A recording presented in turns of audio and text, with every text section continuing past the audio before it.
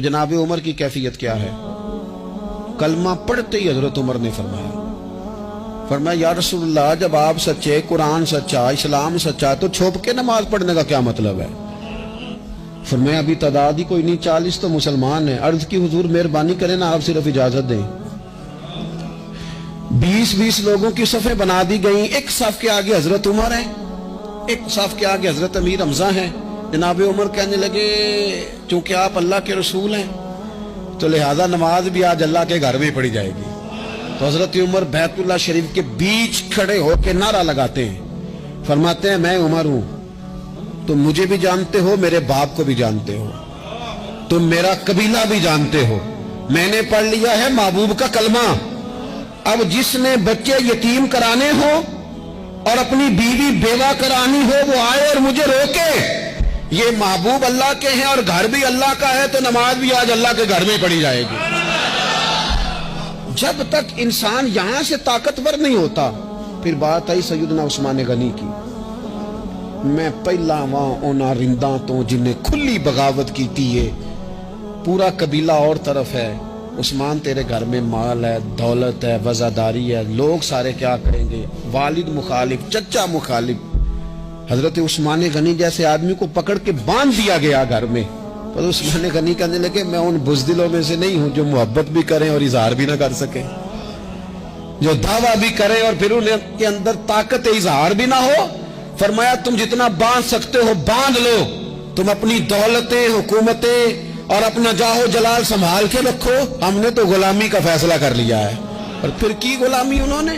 اور جہاں تک بات ہے شیر خدا حضرت علی المرتضیٰ کی، حضرت علی المرتضیٰ شیر خدا کا تو یہ حال تھا کہ ساری زندگی میدان میں رہے۔ ایک دن حضور نے صرف فرمایا کہ آج آپ کو نہیں لے کے جانا، آپ تھوڑا نا میرے نائب بن کر، حضور کسی نہ کسی کو نائب بنا کے مدینے میں چھوڑ کے ایک دن صرف کہا نہیں لے کے جانا۔ تو حضرت مولا علی رونے لگے، کہنے لگے حضور میں بچوں کے بیچ رہوں، عورتوں کے بیچ رہوں، میری تلوار کو زنگ لگ جائے گا، حضور مجھے تو گھوڑے پہ بیٹھنا پسند ہے۔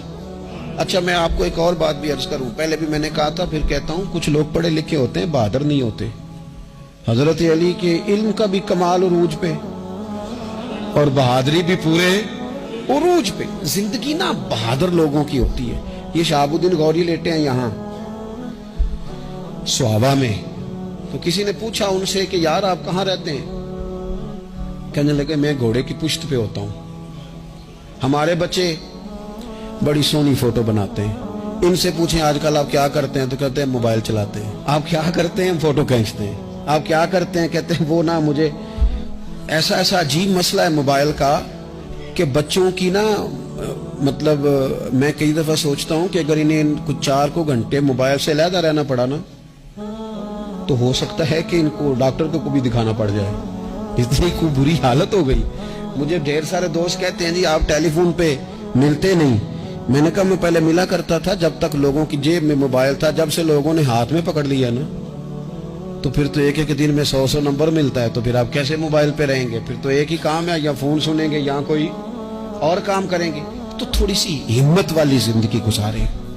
بزدلانہ باتیں، کمزور باتیں ہمارے بچوں کو بھی کمزور کر دیں گی، یہ کچھ نہیں کر سکیں گے۔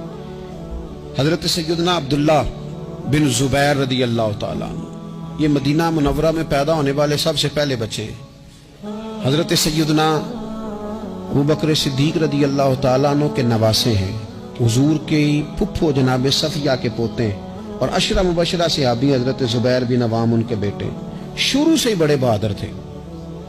ایک دن کچھ بچے گلی میں کھیل رہے تھے تو ایک شخص نے آ کے نا چیخ ماری، ڈرایا، سارے بچے بھاگ گئے۔ جناب عبداللہ ابن زبیر کہنے لگے کیوں بھاگتے ہو؟ اب چیخوں سے بھی ڈرو گے؟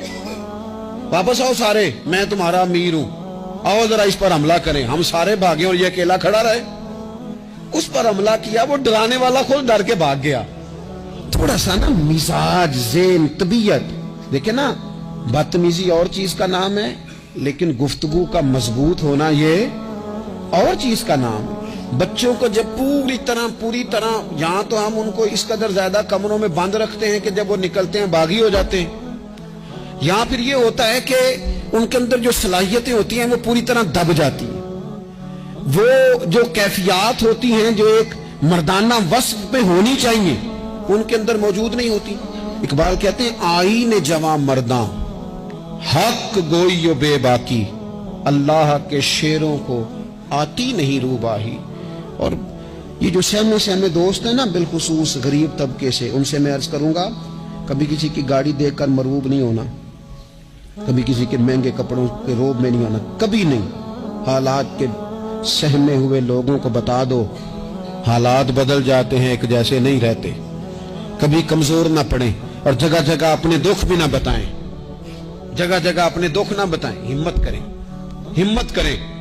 वो एक शायर ने कहा था कि बाहिम्मत लोग कभी हारा नहीं करते, या वो जीत जाते हैं या कुछ सीख जाते हैं।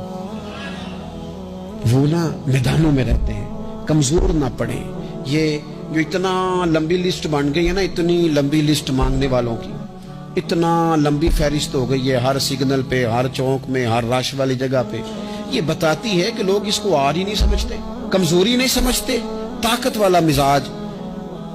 हजरत उमर बहादुर थे तो बहादुर लोगों को पसंद भी बड़ा करते थे। हजरत अब्दुल्ला इब्ने जुबैर छोटे थे, बच्चों के साथ खेल रहे थे, और ये वही हजरत अब्दुल्ला इब्ने जुबैर हैं जो बाद में इमाम हुसैन के कातिलों के सामने डट के खड़े हो गए और इन्होंने एलानिया उन लोगों का बाइकाट भी किया और उन लोगों के साथ सफारा भी हुए, हजरत अब्दुल्ला इब्ने जुबैर। और फरमाते हैं कि मेरी माँ 90 साल से ज्यादा उम्र थी हजरत अस्मा बिनते अबी बकर की। जब मैंने उन्हें कहा ना अम्मा वक्त आ गया शहादत का, तो मेरी अम्मा मुझे कहने लगी पुत्र मैदान में रहना, मैदान में। बकरे को शिबा होते वक्त तकलीफ होती है, जब उसकी खाल उतारी जाए फिर कोई तकलीफ नहीं होती। ऐसे ही कमजोर ना पड़ना। हमारे यहाँ तो लोग कहते हैं ना पुत्र अंदरों कुंडी ले ला, साड़ी नहीं लड़ाई। और जब हमारे घर आग आएगी फिर उसे अब बंद करेंगे, अभी ना तू बिल्कुल बाहर ना निकल।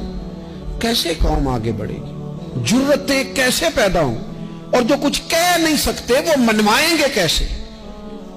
जो बात करने की ताकत नहीं रखते वो अपना मनवाएंगे कैसे? हजरत अब्दुल्ला इब्ने जुबैर रदी अल्लाह ताला अन्हु अपने दोस्तों के साथ गली में खेल रहे थे, जनाब उमर फारूक आ गए। हजरत उमर फारूक का जलाल था, बच्चे उनको देख के दौड़ गए। हजरत अब्दुल्ला इब्ने जुबैर खड़े, हजरत उमर करीब आए, कहने लगे पुत्र आप क्यों नहीं दौड़े? हजरत अब्दुल्ला इब्ने जुबैर छोटे से हैं, कहने लगे जी क्यों मैं दौड़ता, मैंने कोई जुर्म किया, कोई मैंने गलती की है, भला क्यों दौड़ूं? आराम से खेल रहे हैं और ना हमने कोई रास्ता बंद किया, जगह है, आपने गुजरना तो गुजर जाए। चाहिए था ना हजरत उमर नाराज होते, पर जनाब उमर ने माथा चूम लिया। कहने लगे क्या बात है बेटा, इन चीजों पर जरा कायम रहना। कहने लगे जुर्म की है, क्या मतलब है इस बात का कि फलाना है तो दौड़ जा? क्यों दौड़े जी?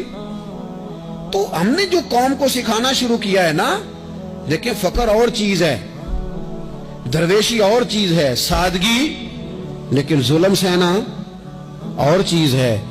दुनिया में कतील उससा मुनाफिक नहीं कोई जो जुल्म तो सहता है बगावत नहीं करता। अपनी जिंदगी में अज़्म को, हिम्मत को, नजरिए को बुलंद करें।